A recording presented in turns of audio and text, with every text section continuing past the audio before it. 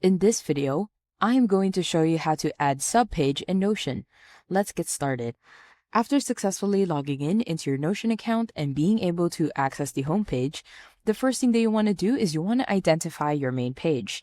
And to do that, you want to go to the left-hand side on the navigation panel and you want to scroll until you see an actual main page.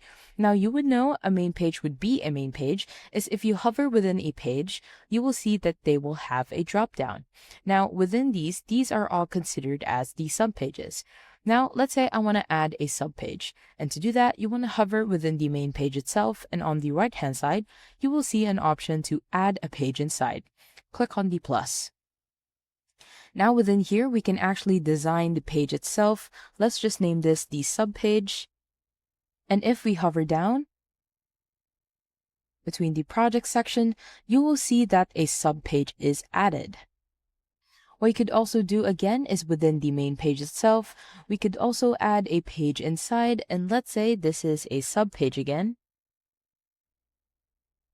And as you can see, if you actually go within the subpage itself, it is considered as a new page. You could do the same things as what a main page would do, like create a database within the page itself and do a lot of things that you want to explore.